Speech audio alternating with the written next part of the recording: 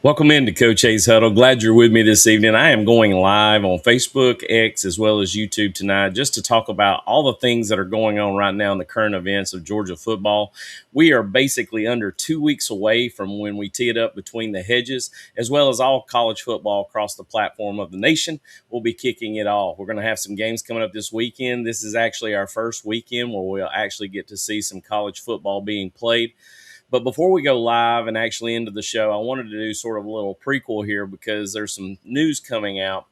And I really find this just disturbingly odd because to me, this changes. We talk about NIL, we talk about roster changes, we talk about how, collective bargaining across the board with the college level teams. But if this happens, Todd Monken has released Daquan Wright from on waivers, basically from his contract with the Browns, and he is currently in the portal now, back into college football.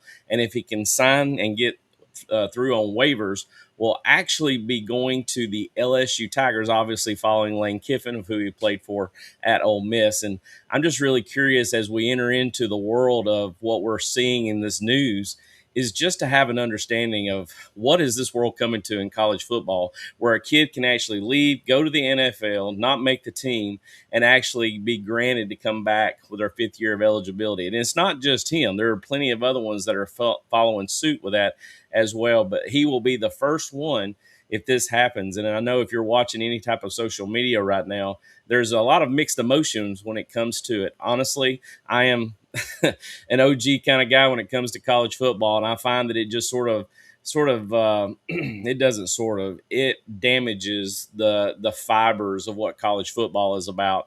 I can't believe if this actually happens that they have the ability to bring someone back who has gone on to the NFL and been part of the team to be able to come back and be in college football in their fifth year of eligibility. So we'll see how things play out with this. I know that as we move forward, there's going to be there's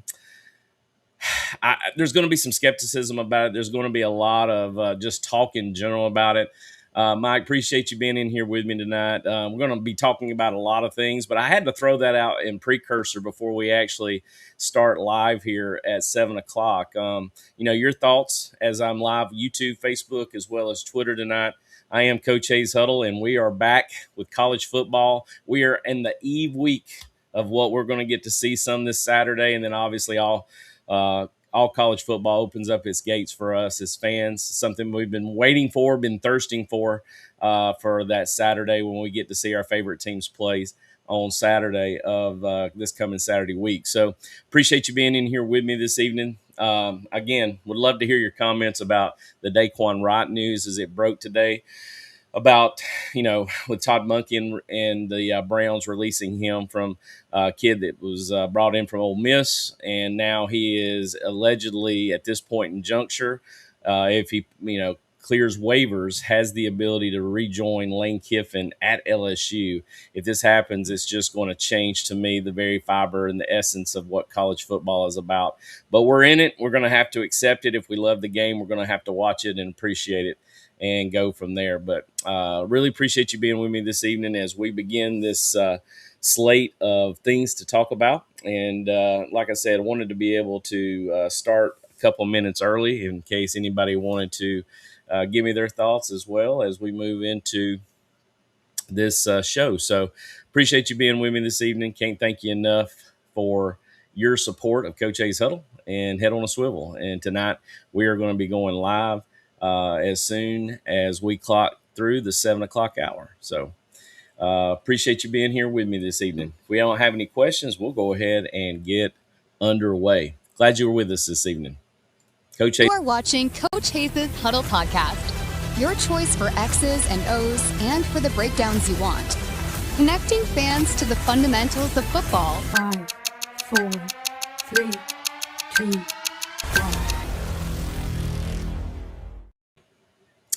Well, as we know, scrimmage number 2 is under the wraps, and we have beginning to hear all the different little whispers that's going on with all of our favorite college athletes at our favorite institutions playing. Of course, I'm looking at the UGA's practice days and trying to get a better understanding of what athletes we're going to be seeing that's going to show up in the red and black on Saturday, who will be contributing to this year's team, this year's squad. And to me, you look at Coach Smart's staff and you think of, the amount of blue chip kids, the high ratio in kids that are coming back, the veteranship that we have in all the different spots. A lot of people want to talk about the defense being loaded up. And, honestly, I've broken down over the last 4 weeks, with the way the offense is set up and how everything goes. And today what I wanted to do was to hit a little bit more on the defensive side of the ball and talk to you about, to me, what is going to be the staple for UGA's success run this year and what's going to make them apt to be SEC champs again and hopefully make a run for the national championship. I got Michael Baker in here.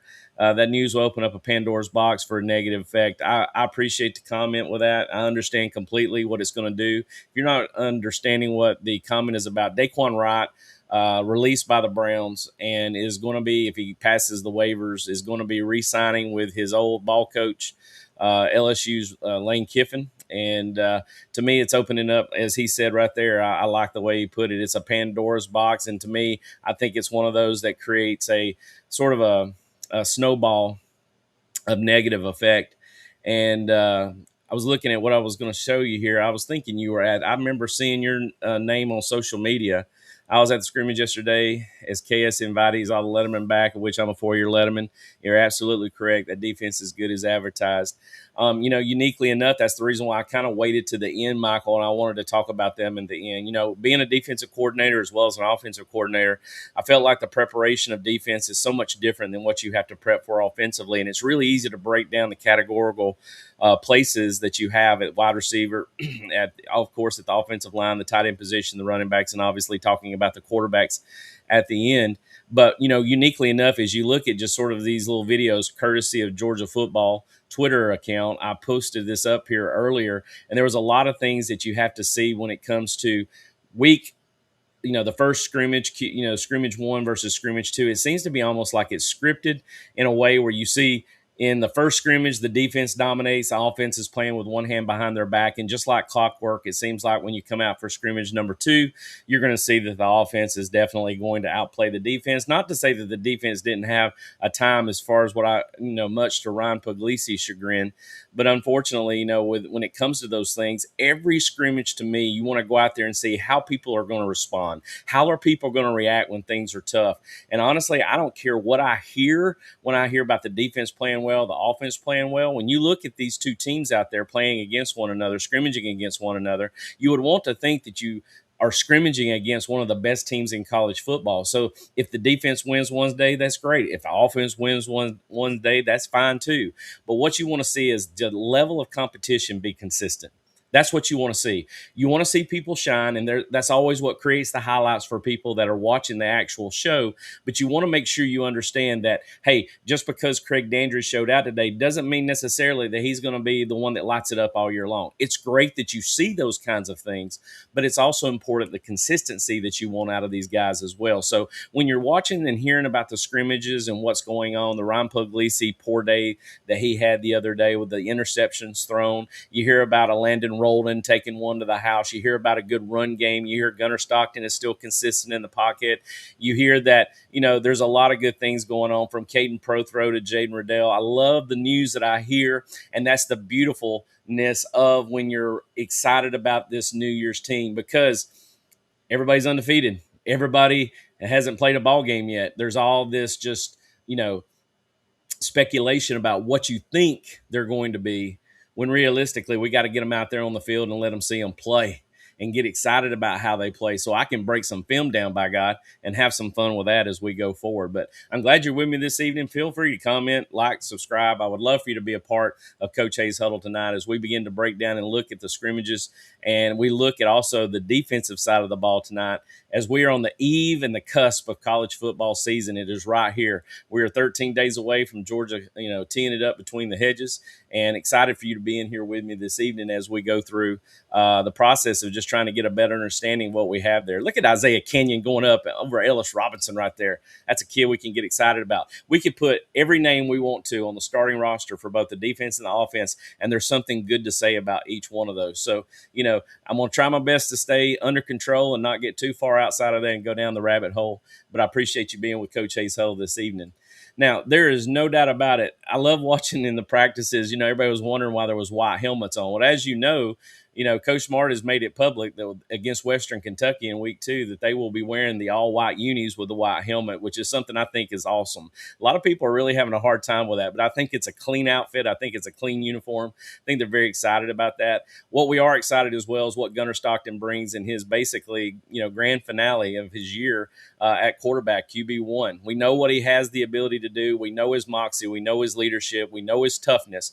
But has he adapted his game this year and grown it and strengthened it in places where he was weak? I think Coach Bobo is definitely going to be taking more shots with him vertically this year. And it all becomes a process of being behind an offensive line that you trust. If you remember last year, as we started the year against Marshall and Austin Peay, he was running for his life a lot because there was a lot of breakdowns because we were having to rotate people very early. Ernest Green, stiffness in his back, having to put Juan Gaston in, playing him in an alternative position that he had not really practiced very much through the spring and through the summer as well. So all of a sudden he's gone into a different position.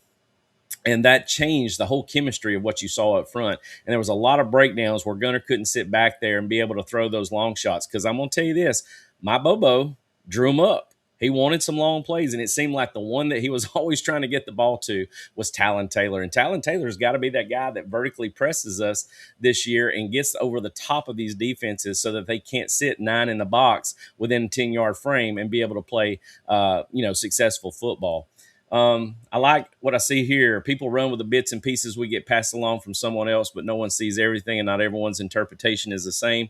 It's only a small portion of a much larger puzzle. You said it right there. Very well said. And that's the reason why I'm myself as a coach, because I'm out there every day with said kids, and that's the reason why I trust what Coach Smart and staff are doing with their guys. No matter what you hear, just like with Juan Gaston, we had heard all the little whispers about how well he had grown, lost some weight, was growing into his body, was really going to cement that tackle position at right tackle, being, beside probably Zakai Hilton at that right guard position.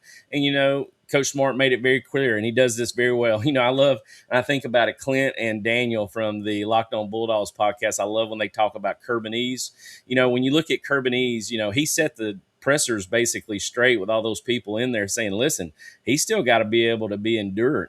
He's got to have endurance. He's got to be able to, sustain himself over 10 to 12 play drives and things like that. So, uniquely enough, if you sit there and look at everybody being excited about one gentleman, which I am too, because we saw what he did last year alongside Dontrell Glover, we get excited about that. Year 2 under his belt, he's grown, a little bit of veteranship, actually has that matrix effect, and things have slowed down for him. Coach Smart put people in their place very quickly, and you got truly, I think, a way of how Coach Smart motivates his players by putting it in the press of saying, you know what, he's not as good as you think he is, and he's still got room to improve. And he does that with a lot of our guys, especially the ones that are trying to get a lot of fluff, that are trying to pump up those egos, and he puts them down and keeps them humble. And that spirit of humility is what makes Coach Smart so great. But, when I look at the fact that Gunnar Stockton being QB1, and we look at the scrimmage notes here and all the things that are going on, the person right in front of him, who I am glad he's back at the center position there, is Drew Bobo. If I'm not mistaken, he was the only one selected, first team selection for the SEC this year. And Drew is one of those that, to me, the center position, the offensive line itself is a staple and should be the foundation of your offense. You've got to have a solid line across the board that has chemistry, that works well together in tandems, and has the ability to communicate well both in pass and run situations. But Drew Bobo being back from injury, from the Les Francs injury that he had to his foot, is going to be huge this year. And I'm glad to see him being the leader that he is, stepping up in front of 14 and being able to hold that line down so that we can get those throws we're talking about vertically off. And that's what I'm saying. When you're defending Gunnar Stockton's offense, Coach Bobo, and what he wants to do. It has to make the defense better from the defensive line perspective, and we're going to be talking about that. But if you were at scrimmage 2 or heard any news about scrimmage 2, there's a big thing that's buzzing from, the consistencies of, hey, this guy did well, hey, this guy did well, hey, we saw good things from him. I think probably the biggest buzz we're seeing is the QB2 position, and that is who's next. Now, I know you say, well, it's Gunnar Stockton's team. You're exactly right. It's his season.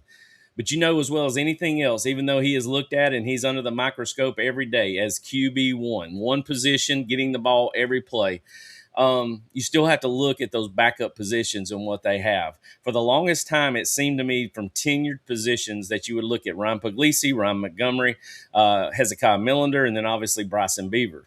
But when I look at the differences of what I've seen, and I went to the spring game in April, and we all wanted to see that step up. It was unique. We didn't get to see Nate Frazier run the football. He ran one time and got hurt, didn't play another down. Jacoby White-Hilton, who we wanted to see at slot, didn't play a down. London Humphreys, who we know is going to be a staple in the outside wide receiver room, going to be a good possession receiver for us. It's going to be that guy that moves the chains for us this year. Maybe not going to take the top off, but we didn't get to see him play a down. So we got a chance to see a lot of younger guys. So it was exciting to see what Puglisi, Montgomery, Millender, and Beavers did. And I think if you look at the totality of what they did, other than a couple of throws from Ryan Montgomery, to me, Hezekiah Millender had the best day in springtime. But you cannot go off that one sample size. You can't do it.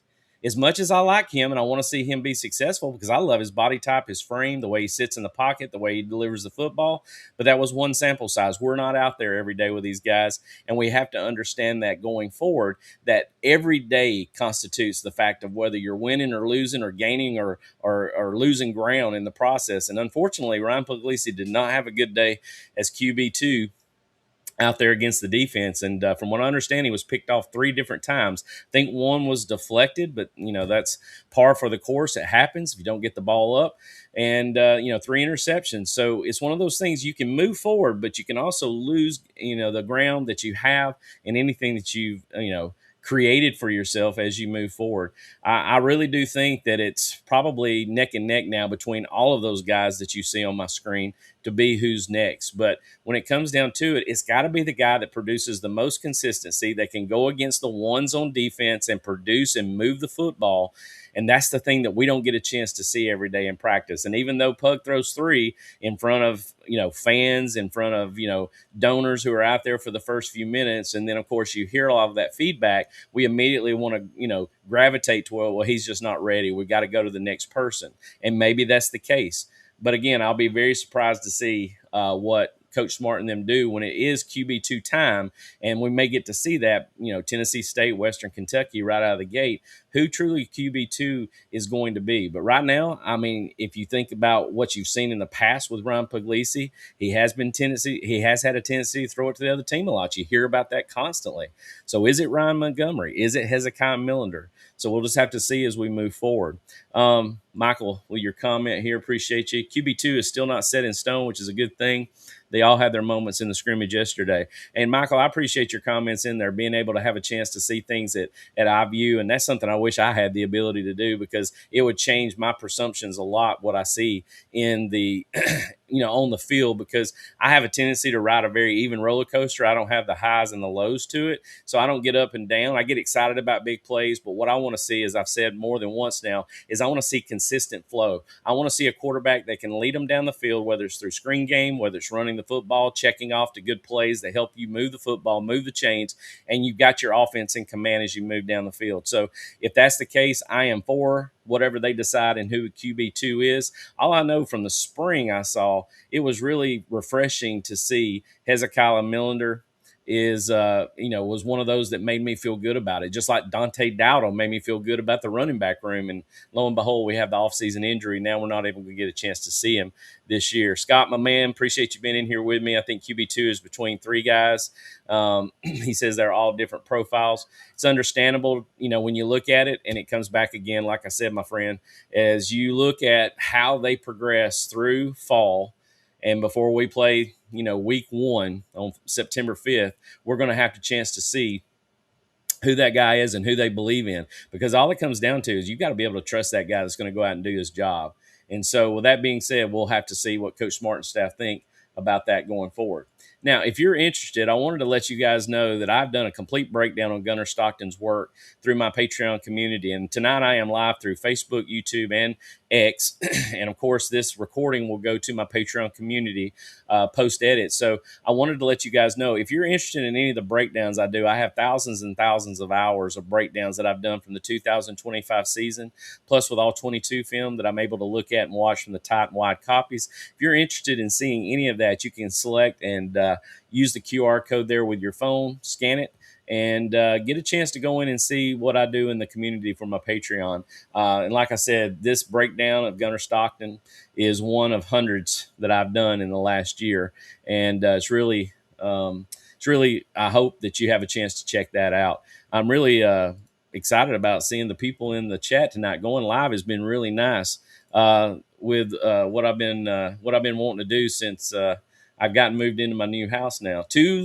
We're on twos, and threes went against threes yesterday, so it wasn't against the ones on defense. And, that's something that's really nice to see when you think about it. Because I'm going to tell you, Michael, we haven't seen the teams of 2021 and 2022, and we're likely never to see them again. But we probably have the closest thing we've seen to depth in defense and depth on offense that we probably had in a long, long time, because now these blue chips, these guys we recruited, the 5 stars, the guys that have stayed, the retention of the roster that Coach Smart has done a phenomenal job in doing, we probably have one of the most deepest teams that I've seen in a while. And it's really nice to see that. And I think that's what's allowing us to look at, even if he's throwing an interception against the twos, those twos are people like Braylon Conley out there and Jonte Gilbert, who I think had an exceptional spring, and someone that I feel like is going to back up DeMelo Jones and Ellis Robinson very well in the defensive back positions. Not alone the safety contributions that we're getting now, especially with Kyron Jones being back. I know that Jamarly Riddle and, Zion Branch and, Rayshon Dinkins, they've all got something to say about that. But that's the beauty of having now some depth in those positions and seeing all of those athletes come together through that process. So, we got Scott here. Pug's issues have been and continue to be turnovers. You're right. And that's something you lose trust in that. If you lose trust in those kinds of things, it's hard to put them out there. And then again, as a coach, you're also, entitled with that position of, do we put him out there to see what he does? Just go ahead and let's try it and see what he does. Especially when you're looking at Western Kentucky and you're looking at Tennessee State in those first 2 ball games. Maybe he's able to pull the trigger. Maybe he's able to pull things together. I can tell you a quick story, and I know this has no relationship to anything from what the pressures of what these guys have to deal with in D1 ball. But we had an outstanding athlete as our quarterback my second year coaching. His name was Dorian Porch. He ended up being a Division I player, went to Virginia Tech, and played as a defensive back. I had him as a secondary guy. We were playing against Dalton High School his senior year, and I remember we thought about benching him at halftime because he was having a terrible game. And our head coach stepped up and said, listen, we have basically invested in this kid to be QB1, and just because he's having a bad game, we can't just yank him. He goes, that's my call. He put him in. We ended up winning the game, coming back 24 down and won the game 34-24. You see things like that right there. And that's just the calls. That sometimes it could be blind luck. It's sometimes just a gut feeling of what you have as a coach and how you believe in a kid and how you psychologically bring them along. But that's got to come down to, a business decision that they've got to make to put the right guy in the position at that time. I have zero doubt that any defense we see in the games will not be as hard to execute against than the one we have in the red and black. Well said, Michael. I do believe that as well. Now, speaking of defense, that's something we want to get to. And I appreciate you being in here with me tonight. Before we get into this grouping right here, this last segment, I want to thank everyone who's here tonight. Got a lot watching. Appreciate you being a part of the live as we begin to talk about the eve of college football coming in this Saturday. Very excited about all that we see. I sit there and think about Glenn Schumann, entering in at the same time Coach Smarty's been there. You talk about the relationship, a partnership that he has with the DC-minded, Coach Smart is his head coach. And now, as much as Coach Smart is in his ear all the time, which would drive me nuts because I know he's probably in his ear. Hey, there's got to be a trust factor that obviously Glenn Schumann has now in calling the defense and what he does. Doesn't mean Coach Smart's not in his ear, maybe cussing him out every other play, especially if the offense is rolling against that defense. But, there's things that you've got to look at from the standpoint of, what I wrote down here for their notes from last year. 2025, Glenn Schumann's defense, allowing around 16 points per game, ranked 11th nationally. Total points allowed 246 over 14 games. That's roughly about 18 points a game. Passing yards allowed over 3,000 total yards, about 217 per game. Rushing yards allowed 2,613, approximately around 190 per game. And if you look at completions, about a 60% completion rate against the defense, 14 passing touchdowns to 9 interceptions. The opponent passer rating at 122, and opponent yards per play 4.93. Now, I'm not a genius when it comes to this, and I was a DC for 6 years, but it seems to me you definitely want that average yard per play to be below 3, because obviously if you got 3, 3, and 3, you don't have a first down. So, I know Glenn Schumann wants to improve. I know we dealt with injury last year. We didn't have necessarily a premier pass rusher. Our sacks were down. We did create more havoc than I thought we tended to put on when we watched film. But again, it was still one of those things where I felt like we just did not get to the quarterback with our defensive line. We had to simulate pressure, bring linebackers, and in a 3-4 defense, you can do that. But it would be really nice if one of those three step up this year, whoever they may be and whoever the rotation may be, can step up and get to the quarterback more without having to bring a fourth person that is a linebacker, so that you can keep them at second level to play defense at that position. But Glenn Schumann, obviously, I trust what he does. Every time there's going to be talks about coaches leaving, he's probably the first one on the list. I know North Carolina right now, I heard that the other day again. I'm sure they probably want to take him right now, considering the debacle they've got going on with the Tar Heel Nation. But still, nonetheless, Glenn Schumann, the defensive coordinator for the Georgia Bulldogs, seeing what finally we would love to see, and that is to get back to what makes you a championship football team, and that is your defensive unit. And that's something I love to say. It's not just about the D-line. It's not at the linebacker level. It's not at the secondary. It is a defensive unit. And, Scott, before I head on, I'm going to get yours right here. Have to be better on first down for both sides, and the pass defense should be drastically improved. I agree with you on that without a doubt. First down, I always want you playing even with the chain or behind the chain. Any defense that's smart would love to do that with that situation. So, when I pull these guys up right here, I know a lot of you are probably going to say, hey, we got a lot of other guys that are probably going to contribute this year. But, guys, this is only going to be about a 45-minute show. So I've got to talk and stay specifically to one thing. But I am going to mention some other people as we go. Mike, I'm going to go ahead and pull this up right here. One thing that I've noticed since CGS has been with us is he puts the correct players in position to make plays. Very well said.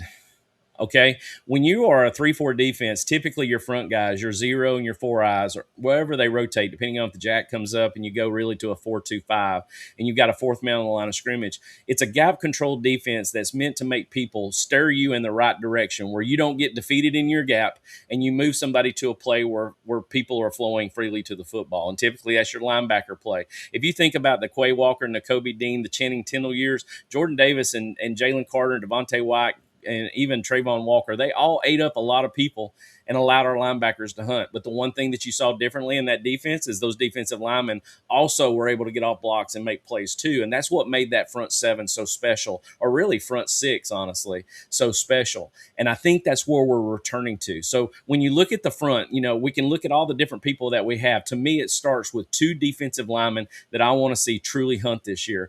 Man, is it just like with Drew Bobo on offense? Isn't it nice to say that Gabe Harris is back? I really think that Gabe Harris being back is not only going to increase the morale of what you do on the defensive line, but it just adds a more talented edge rusher from the weak side opposite of the jack, period. Jalen Carter, of course, the lookalike that everybody wants to, with Elijah Griffin, they talk about him playing like Jalen Carter. He's not Jalen Carter, but I'm going to tell you what, he is a special talent playing that he does rotate down into the nose, but he typically plays that 4-eye opposite right beside the jack, typically in the 4-man front. And I'm excited to see him finally take that step up this year with all the snaps that he's got under his belt. If he's going to truly take on more of those double teams and make other people free, then so be it. But the one thing that he has the ability to do is to take on those double teams and still get to the football. He still has the ability to take those stretch blocks and still get to the football. In pass rush situations, he gets off the block very quickly. He has shown by far some of the best pass rushing techniques of any defensive tackle we've got. Not to mention Jordan Hall, who's now back and hopefully going to stay healthy this year for us. Guys, Jordan Hall was a 5-star kid recruited out of high school. He just hasn't had a chance to shine due to injury. If he could stay healthy this year, and that's a big if because he hasn't shown the consistency to do that. If he can do that, we're going to see good things from him this year to help. Not mention Xavier McLeod, you look at Nanande Aboko, you look at Josh Horton, you look at goodness gracious, Joseph Jonah Jr. I mean, I can name off a whole list. The depth is there, the talent is there, but when it comes down to it, when you line 4 down that needs to get the football on 3rd and 7, 3rd and 8, you want one of these 2 guys more than likely being the ring leaders of that defensive pass rush. So it's really nice to see Gabe Harris back healthy. Lord willing, all stays well for him throughout the year. And when you look at the fact of Elijah Griffin grown now into his 2nd year, we know what talent he is, what a talent he is. We know his abilities. Now he's got to go out there and prove it, and I think he's going to do that. Guys, there's no doubt at linebacker we are loaded. We are loaded at the linebacker position, but it comes down to the fact that you have to understand Raylan Wilson is now the alpha leader of that group. Now, the freakazoid that is beside him at Chris Cole, more than likely, along with rotating with Justin Williams. Chris Cole, to me, is the ultimate defender of this football team. He can line down and put his hand in the ground and rush the quarterback. He can play at the 2nd level, scrape, cloudy, clear, and fit as a linebacker. Heck, he could go back at safety and corner and I think cover number 2s, probably could cover number 1 receivers as well as anybody. He can do the whole thing. That is why he is the most complete package of a defender that UGA has on the defensive side of the ball. But it all starts with Raylan Wilson because you got to get you guys lined up. You've got to be able to identify what you have with formations and motions. And I'm telling you guys, Raylan Wilson to me takes over, and C.J. Allen leaving, going to the Colts, Raylan just fits right into that spot. And I think you have the rotation of Chris Cole, Justin Williams. Heck, you're even going to probably see some Zayden Walker on special downs and also playing at that 2nd level. A.J. Crua might even get some opportunities as we move forward. And not to mention all of the young bucks that they've got in there at that position as well. So I'm really hoping to see those 2 this year at the linebacker level, at the 2nd level, absolutely hunt while the front does their job. And when you look at the totality of what the defense can do this year, these 4 guys definitely need to be at the top of the stat board in whatever it may be, from rushing the passer and causing havoc to sacks to pass deflections to tackles for loss to leading the tackle column row. Whatever it is, these 4 need to be there. And that's what's so nice about when you talk about this defense. I've got 4 guys that I really feel are the staple. Right now, every one of you who are watching can think of at least 6 more that can fit that role as well. Not to mention like Quintavious Johnson standing up at the jack position. Not to mention Chase Linton, who right now seems to be everybody's talking about him and what he has the ability to do. And I saw it. I saw it in the spring game. I broke him down in the spring game. There's a reason why people are talking about him. Not to mention at the linebacker level, and what we have there is just loaded for bear, man. Absolutely a gauntlet of about, I'd say, 12 guys between your D linemen, your zero techniques, your jacks, and your 2 inside linebackers when you're lined up in a 6-man box. So as Michael said earlier in his comments, and he got a chance to see it, when this offense is going against the defense, I would feel pretty good every day if I'm going out and successfully moving the football and seeing progression from your offense, because you're playing one hell of a defense day in and day out. And if they're not making you better, then something is wrong. Now, like I said a while ago, Quintavious Johnson to me is sort of the unicorn of this group. This is a kid in high school that actually played quarterback. He is an athletically gifted kid.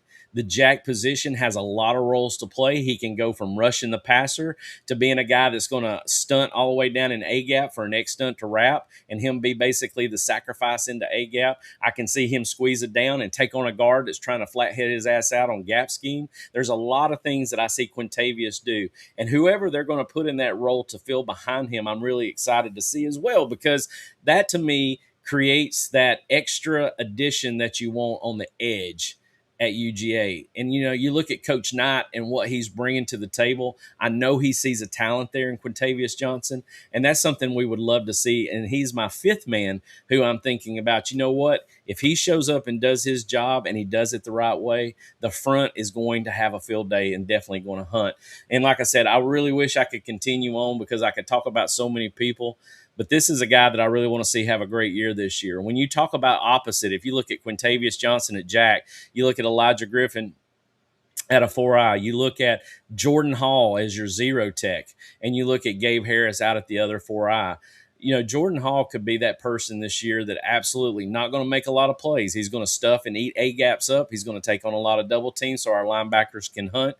But him being healthy has to be an advantage for Georgia's defense. Not to mention what he has with him with Xavier McLeod, Josh Horton, Nnamdi Aboko, those kind of guys that are backing him up. With his position play. He's unfortunately dealt with injury his entire career at the University of Georgia, and right now I'm just not sure what we're going to see out of him. It's one of those big speculations of if he can stay healthy. I don't want to say when he goes down. I'm going to say if he goes down. And so with his endurance and his veteranship and what he has produced for the last few years, even with injuries, has got to bring a level of experience to that defensive front, and staying healthy is going to be a big key for him this year. I think he contributes to help this defense even be tougher than expected. Michael, we're going in here with our linebackers, DB being as talented as consistent they are, will help the front and get an extra second to their job this season because they can cover so well. Also, I'm absolutely enjoying the show, Coach. You know your ish. Thank you. Well, just to let you know for those people who are watching, and tonight was the first night I've gone live. I've recorded my last shows from the offensive side of the ball. I have 20 years of high school coaching experience. I've been both a defensive coordinator as well as an offensive coordinator. I'm currently in my last few years of education and have stepped away from actual coaching. So this is the reason why this is where I get my fit from, is I'm able to break down football and try to connect people back to it, those who may not understand it as well. And it's something that's very important for me. I'm not about necessarily the clicks. I would love to see things go well. I'd love to see people follow what I do. But if you're getting some type of connection with me and we're able to, like I say, connect fans to the fundamentals of football, then I've done my job. And that's what I'm trying to do. The networking of this has been so phenomenal because it allows me to link up with other coaches. It allows me to talk ball with other people and to provide some sense to the factors of what they see and evaluate on a given Saturday, so that when you're at the water cooler on Monday morning, you actually have something legitimate that you can say about why and when and how and all those things that went into the game from Saturday night. Michael, I appreciate you being in here with me. But, I look at Jordan Hall and I think, man, what a great opportunity we have with him in the defensive line, as well as all of those guys that we see in the last layer of the umbrella back there, and that's our defensive backs. Guys, I couldn't even really find a picture that I wanted to put out there because I didn't want to really isolate one guy out. But this is just those guys celebrating after one of the interceptions they had from Saturday. And, you've got people like DeMello Jones, who's really grown in his first year, probably had a lot of growing up to do maturity-wise. And I think he's going to bring that aggressive nature, not only being a very hard-nosed cornerback that loves to come up and tackle, but get better in his coverage skills one-on-one, being able to win more of those 50-50 balls. We already know what Ellis Robinson can do, but when I talk about the defensive backfield, to me, the defensive backfield is predicated on what happens up front. You would be amazed when you got guys when you get quarterbacks out of their spots after 2.5 seconds when they would love to sit back there for 4, it makes the defensive back jobs a hell of a lot easier. And when you got all-stars back there covering these guys and you get them out of their spot in 2.5 seconds, it all of a sudden makes these guys look like lockdowns. So DeMello and obviously Ellis Robinson, you love what you're going to see from them at the DB position. But what's very exciting to see is what I saw in the spring and what I've continued to hear in the offseason through whispers. Braylon Conley, the kid from USC, the transfer portal kid from USC, I broke him down in the spring. He had an excellent spring game. He had enough reps on film that I was able to watch to say, you know what, this kid's going to contribute this year. And I'll be damned if we didn't watch and hear over the summer and now into the fall. Braylon Conley is beginning to make people believe. Jonte Gilbert, another one. I really think he had a good spring. He did a great job out there. He had to, because of the fact of Gentry was in a non-contact jersey, and having him out there as well on the defensive side of the ball. But to see those guys grow up, because I was really worried about our depth at the corner position. But when you have Justice Fitzpatrick back, the high 4-star talent that had an ACL injury, he's back full contact from what I understand, cutting and everything. I don't think he has any limitations from what Coach Smart said in his last presser. I mean, you're beginning to see that depth that you want to see at the defensive back position. But it is great to know you got a Braylon Conley fit immediately if something happens with DeMello or with Ellis. But, man, you're talking about 2 all-star studs at the defensive defensive back position. I appreciate the fact that, what we're going to be able to see in that is going to be phenomenal. But with that being said, you look on the inside of the safety position. Right now, as you know, Georgia employs a 5 defensive back umbrella because that extra outside linebacker that typically in a 3-4 defense, he's constantly in pass mode. They use him as an outside linebacker. They can walk him up. He can play the the offensive line. He can be able to come up and actually stop the run, but he is made to be able to cover a number 2 receiver. He is made to be able to rotate with the other safeties to basically run any cover scheme that you want to. Tyke Smith made a living of that, being able to come from pressure from second and third level when we drop zone blitz and they bring him. But, when you look at Khalil Barnes and the guy that they brought from Clemson, I think he's really going to be a great fit at that star position. And I'm telling you right now, with Kyron Jones coming back, there's been whispers every week about his play. But it ought to be. I mean, you're talking about a success story of someone who was injured and realistically missed his entire half of his last year of playing. And now having the opportunity to come back and play, I think it's a phenomenal story for Kyron Jones if he ends up taking that position. Now, what's nice about that is you got Rayshawn Dinkins. You got a phenomenal kid from the Warner Robins High School. There's about 3 or 4 from that high school on the football team right now. I know Isaiah Gibson up front is also one of those. And then Isaiah Canyon, who they got from Georgia Tech, is one of them as well. And then you got Jamarly Riddle, the kid they got from Eastern Carolina out of the transfer portal. I think they've got something to say about that strong safety position. So I would say right now, opposite of Kyron Jones, KJ Bolden, shoulder to shoulder, that other strong safety position, honestly, I don't know if Travaris Robinson has even made a decision yet on who the starter is. I continue to hear good things at the safety position. Every scrimmage, every practice, all these little whispers, Kyron Jones, Jamarly Riddle, Rayshawn Dinkins, fighting it out for that strong safety position to kind of encapsulate what this starting 11 is going to be. So if you really want to know, and Michael, I appreciate you being in here with me tonight, man. It's been awesome to have you along with me. I love the comments while I'm talking, to have the opportunity to answer those people as they're in here. And, really nice to see you being a part of Coach Hayes Huddle tonight. If I look at across the board, now, we rotate about, 12 to, I'd say, anywhere from 11. See, we probably rotate anywhere from 15 to 19 guys at the defensive line and linebacker position, whether it's situational, whether it's first down, whatever it may be. But to me, the starters are going to be across the board. You're going to have Quintavious, obviously, at the jack. He's going to be your outside linebacker.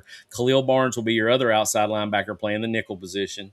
You'll have at your 4-eye, you'll have Elijah Griffin. You'll have Jordan Hall at the nose at 0. And you'll have Gabe Harris opposite him at the 4-eye at the other side. I think you're definitely going to have Chris Cole and Raylan Wilson as your Mike and your money. All right. And then you're going to have KJ Bolden. And I think what you're going to see, because of the leadership and the veteranship this kid has shown, that you're going to see Kyron Jones at the strong safety position taking over. And then you've got Ellis Robinson on the island out there, baby, on one side, opposite of DeMello Jones at the other corner position. But just think about all those other names we talked about: Jonte Gilbert, Braylon Conley, Rayshawn Dinkins, Jamarly Riddle, A.J. Crua, Zayden Walker, goodness gracious, Justin Williams, Xavier McLeod, Josh Horton, JJ, Joseph Jonah Jonier. You got Namdaden Aboko. I'm leaving people out. Chase Linton. The names just keep going, man. This defense is loaded for bear, and I really, truly think we're going to see that be the true reason why this becomes, to me, a national championship contender this year. Anything can happen each week, and as Coach Smart always says, humility is just basically 1 week away. The consistency can be there for us to be great, and honestly, I wouldn't want any other person leading that group than Coach Kirby Smart and what he's got, and the model of what he's done in retaining those people on both offense and both defense, having one of the highest blue chip rates, also while having some of the youngest players out there who have already got 1 year, possibly a year and a half, maybe even 2 years under their belt, with probably, I won't say probably this time, one of the most depth pieces they've seen since probably the 2022 year. Can be a special thing for UGA fans this coming fall as we get ready, man. Tennessee State will be here before we know it on September the 5th. I'm going to be there and truly enjoy and ready to see them play. I appreciate you being with me tonight. As you can see here, I've got up on the board my QR code that takes you to my Patreon link. Guys, as far as it being behind the paywall, I know a lot of people kind of, little bit of hesitant towards that, but I do have free shows on there as well. You have previews that you can look at too. I really just want you to be a part of the community. You never know. You might come in and see stuff that you really like and want to be a part of that. But as always, my main focus is to connect fans to the fundamentals of football. I want you to be here with me. I want you to ask questions. I want you to get a better understanding of what we're talking about. I want you to get insight by the collective consciousness of people that I'll have on the show throughout the year when we're talking ball and we're doing our rapid reaction shows and things like that. When you look at it from Scott saying, truly hope he stays healthy, I guess you're talking about Jordan Hall is who you're talking about. That's the thing about it. As a coach, it's really probably one of the hardest things I had to do when you are having to deal with who you've got set in pen on paper, who's on your board, who's your ones, who's your twos, and when that one guy goes down and it creates a chain reaction effect that it's like a domino effect. It's one of the hardest things as a coach physically and mentally to endure. And that's the reason why you've got to be ready for those kinds of things. You have to be prepared for the worst case scenarios. And sometimes it's not pleasant. Yeah, I agree with you, Scott. Zayden Walker definitely had some issues too. My mentality is always you got to be better prepared so that when those things hit, you're not unprepared.